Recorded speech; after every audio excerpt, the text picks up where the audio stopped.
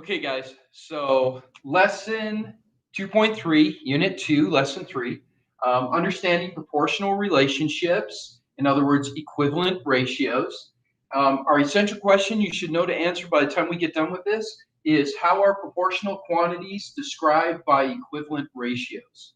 So we have a couple of vocabulary here. One, proportional. This is of two quantities. In other words, having the same or a constant ratio. And I'm going to show you what that is down here.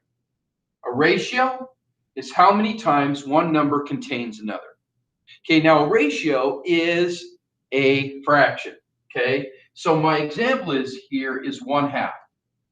1/2 is a ratio, another one part of two. We are counting one part of two. The whole is split into two parts, and we are counting one part. In other words, a visualization of this would be this. Okay, one part of two. Okay, guys? Now, if they're proportional, then it ends up being the same. In other words, if I take that same 1/2 and I multiply it by 2, and it has to be both of them, and the denominator, I end up with 2/4. In other words, 2 parts of 4. And if you notice this from a point of view, I split this time into 4, right? And then I count 2 parts. Look how that is equal. That is proportional. Okay, and that's what they mean by a proportional relationship. Okay, guys? So let's dive a little deeper into this. Okay, we go over here and we're going to look at the part that they talked about in example 2, which dealt with hexagons. In other words, 6-sided figures. And what they want to know is, are these proportional? In other words, do they grow at the same length? Is it like the other one over here? Okay, now here's how we do this from a mathematical standpoint. We have a function table. A function table, this one, x, the side lengths, right, are 2 and 3. In other words, if I'm looking at this, I'm going, I have a 2 here, 2 here, 2 here, 2 here, 2 here, 2 here.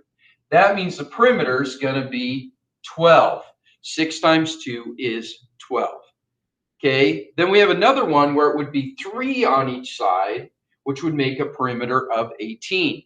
We want to know if this is a proportional relationship. Do we have a constant of proportionality? Is there a unit rate? The unit rate is the same as a constant of proportionality. The way we do that is we take and put y over x.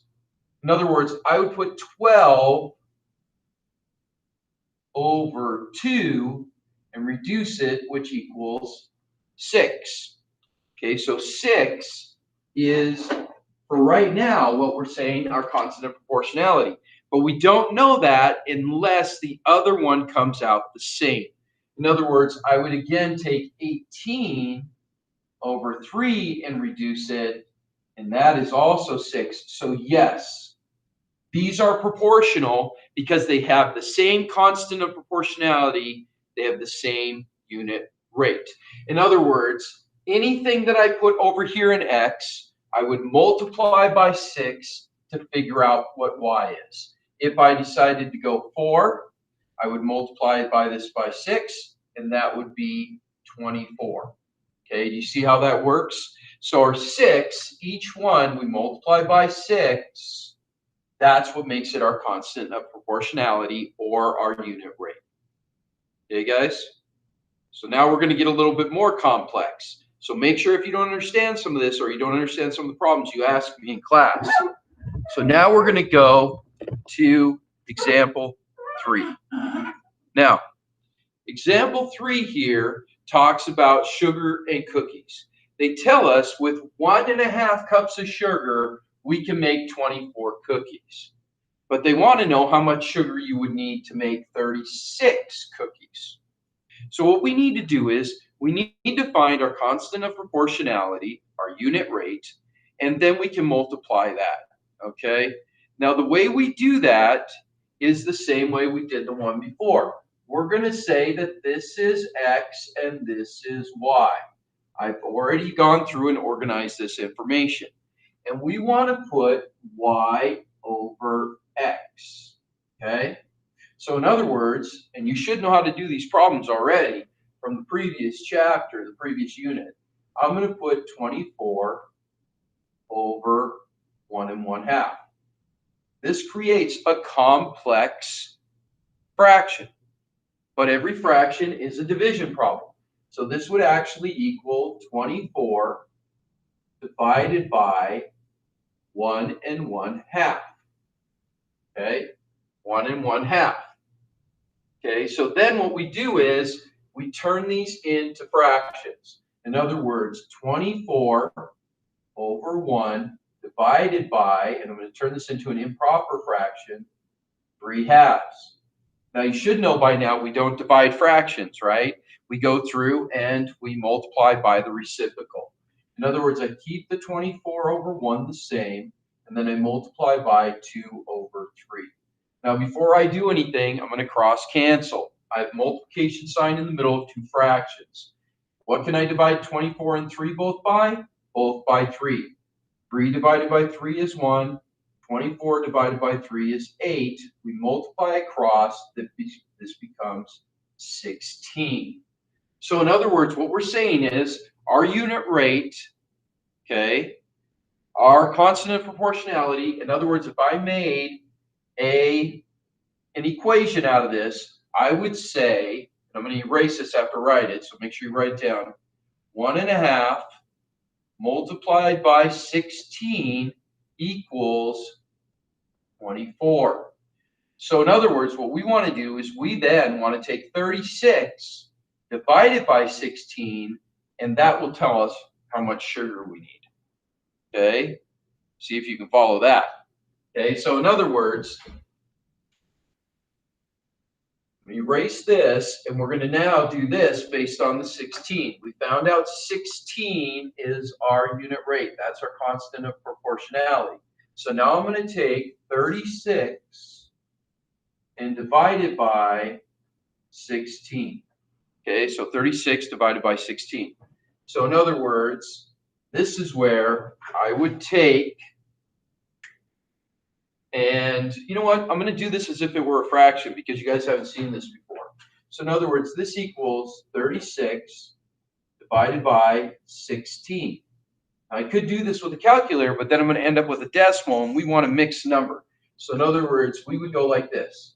36 over 1 multiplied by 1 over 16. Then we can cross cancel, okay? So in other words, we can divide both of these by 4. So 36 divided by 4 is 9. 16 divided by 4 is 4. This equals 9/4. Then to turn this into an improper or mixed number, 4 goes into 9 twice. We have 1 left over, so we get 2 1/4. So in other words, we need 2 1/4 cups of sugar to make 36 cookies. So that ends up being proportional then. Okay, guys? So that's a lot to do, right? We got to get on this and make sure if you don't understand any of this that you ask questions. Okay, now here's the big hint for the next one, okay? Actually, I'll erase this right over here and we'll go through and do it. Okay, so this is what we're looking at. I'm going to go through and show you from the quiz.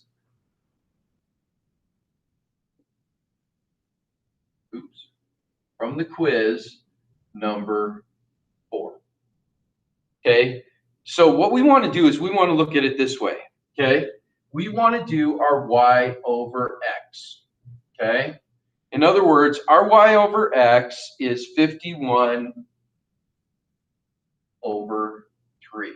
So if you don't understand what's going on here, you need to look at the quiz number to find out how this works, okay? Now what they're saying is, how do we make it proportional? In other words, how does this equal so that y is 204? So what we would do is we go like this. And then we need to figure out what x is. What is x if y is 204? So we would divide 204 by 51 and figure out that we just need to multiply by 4. So multiplying by 4 is our constant of proportionality. 3 times 4 equals 12. So then x equals 12. Okay, guys? All right, so here's the deal. You guys need to make sure that you are doing your Excels before you do your quizzes. That's the biggest problem I've been seeing. So make sure you go through and do those. Make sure that you're getting everything done by the end of the week, because I may be doing grading on Friday, or I may be waiting until next Monday to get this graded. Okay, guys? So good luck. Ask me questions if there's anything you don't understand. We can go through it again in class. All right, guys. So let's get this all taken care of.